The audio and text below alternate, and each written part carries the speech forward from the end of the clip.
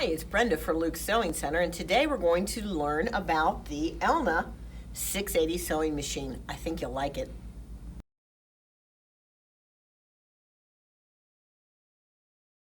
Let's go through the accessories that come with the Elna 680. First of all is our walking foot. We have another variety of feet. We have our quilting foot with the 1/4 inch flange. We have our blind hem foot, our very open translucent decorative stitch and applique foot.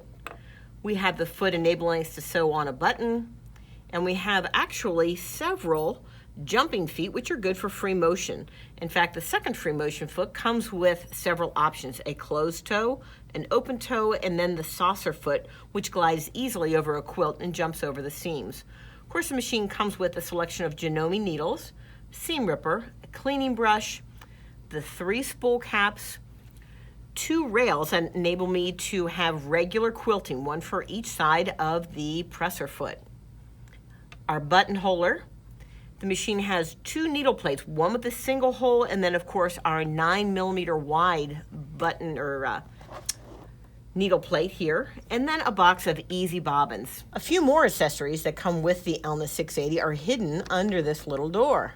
In fact, we have another applique foot, we have a zipper foot, a rolled hem foot, an overcast foot. The A foot here is on our machine, and then there is a spike that enables me to pin a project down to sew circles.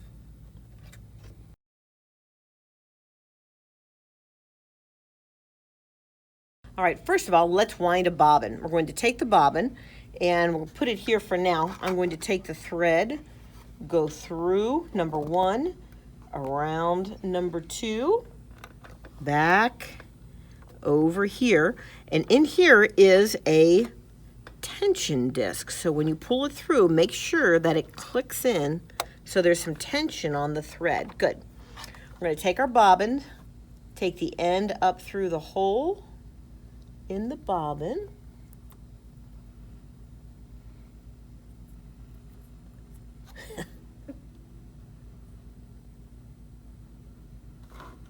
pop the bobbin onto the post, push it against there, and then I'm going to use the power pedal and fill up my bobbin. It's going to fill up a nice tight bobbin for me. All right, that's how we fill a bobbin.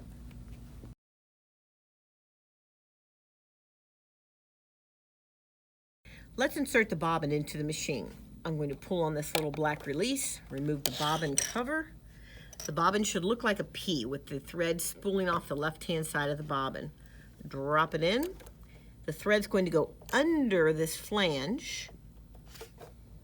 And when I pull it back, it's going to snick into position, go around, and cut.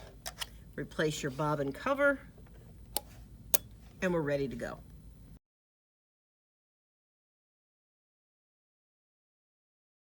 Let's thread the machine.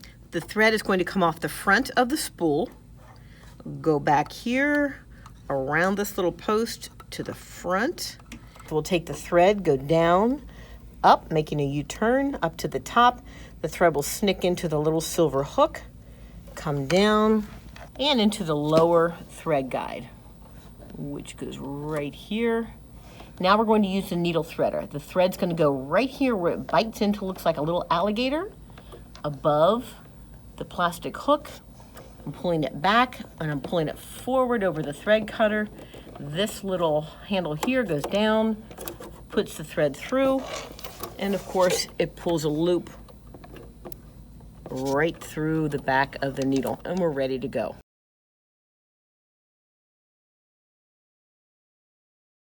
Let's review the hard keys on the machine. First up is our speed lever. As you can see, we go from turtle to rabbit. Guess which one means fast? Of course, the rabbit, and we slide there for speed.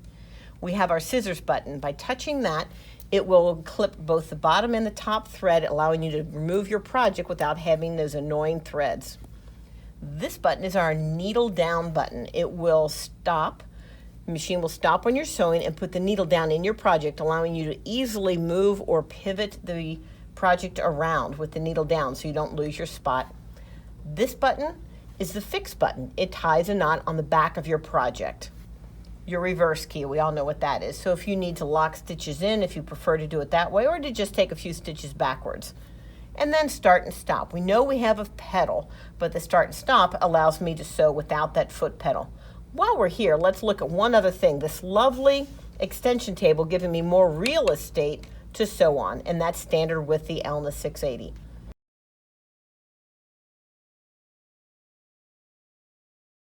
Moving on to our control panel. Right here, the first button we're going to look at is the mode. And notice when I touch the button, it shows me there's a mode 1. When I touch it again, 2, obviously it's going to go all the way down to 6. What that does is that mode refers to the menus up here at the top.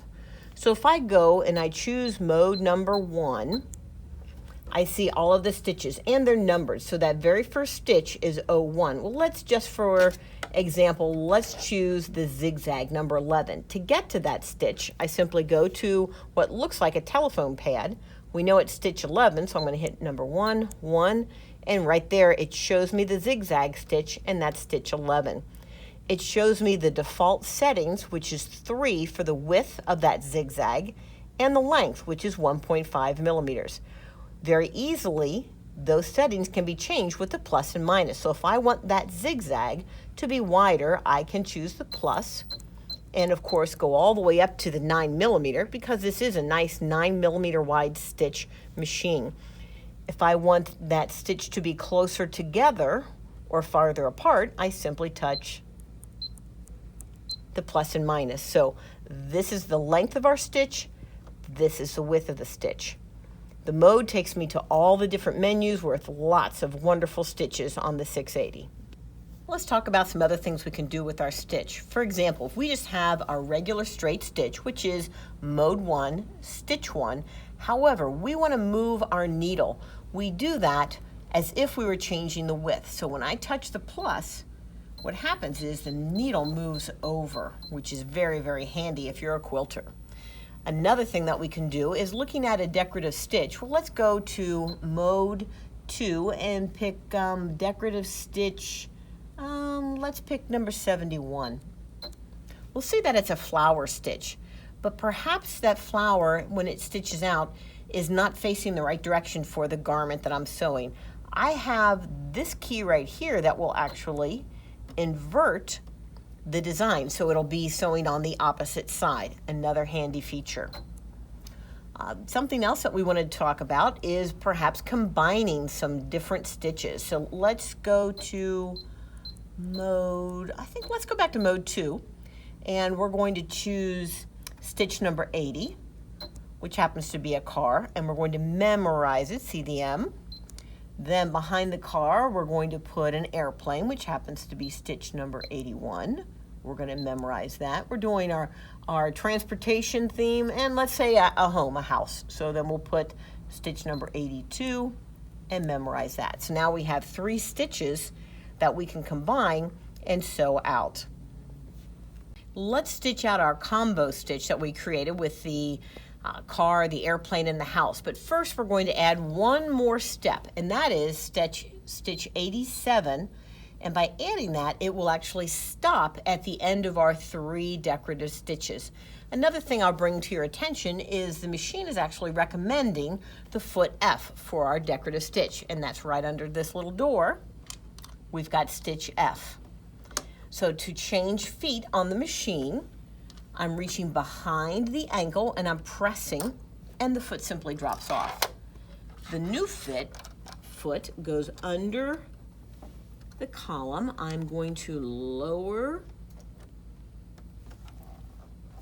the stitch and the foot is going to snap into position, or I can simply put the bar and snap it in. So now we're ready to go. I'm going to lower the presser foot and give it a little gas. All right, we finished our stitch. Our needle is in the down position. Let's touch the scissors button. And we hear that it has cut the thread. Remove our project. And we see our car. our plane, and our house.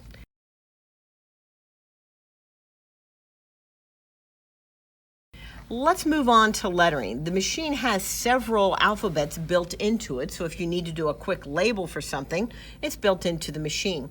So let's go to mode 3, and we are going to go to, let's make a 3-letter monogram. So let's do stitch number 12, so that's a B.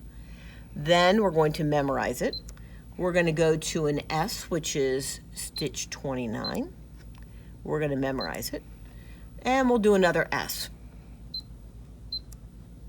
And we're going to memorize it. So we've got our stitches. If I needed to change that for some reason, I can hit the back button and go back and change that lettering. So now we're ready to go and we can stitch that out.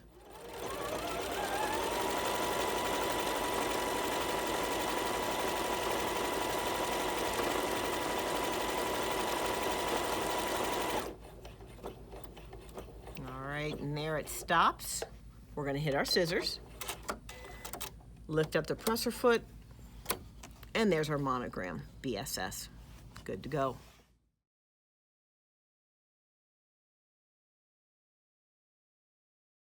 Next, let's look at buttonholes. When we look up in mode number 1, we see a selection of buttonholes listed up here.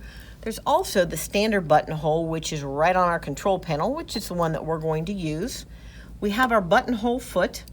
I'm going to place our button actually in the buttonhole foot, and when I move this down, it actually is measuring the button for me. The buttonholer goes on the same way with that little bar right underneath the column, and if I can position it right, it will snap into position. Now back here, there's also a white post that I'm pulling down. That lets the machine know where to start and stop when I'm making my buttonhole. So now I am ready to go. Let's put our presser foot down and give it a little bit of gas. It's measuring, it's going to come back. Make a few stitches across the top and now do the right-hand side of the buttonhole.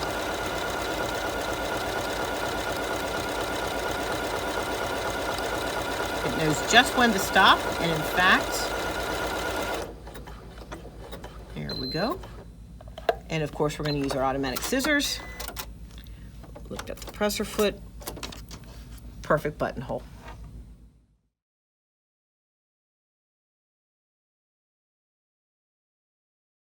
One of the things you want to do is you want to keep your Elna 680 very, very clean. So you'll want to wipe off the surfaces, use a soft brush, and the nooks and crannies. But there's one nook and cranny that we need to get into, and that's in the bobbin area. So we're going to actually remove our extension table so you can see what we're doing. And we're pressing down on this lever. When I press down on it, boop, it pops up the needle plate so I can remove it. And in here we see the bobbin and the bobbin case both come out. Use your brush, go in there, and you will be surprised, look at this, at the dust bunnies that come out of the machine. It's necessary to get rid of all of those so that the machine does good stitching and also so those scissors will work. So brush in there, brush all around, get any dust that you see out of there. Okay, now we're going to go ahead and put the bobbin case back in, lining up this red mark with the red mark right here. And it's going to drop into position. And we're going to put our bobbin in afterwards. I want to put in the needle plate. It's going to go in at a slight angle with those tabs going under. And then this pressure point right here is where you press down, and it takes a little bit of pressure to put that down into correct position. And then of course we can put our bobbin back in. So clean under there and just run a general cloth and brush over your machine and you're good to go.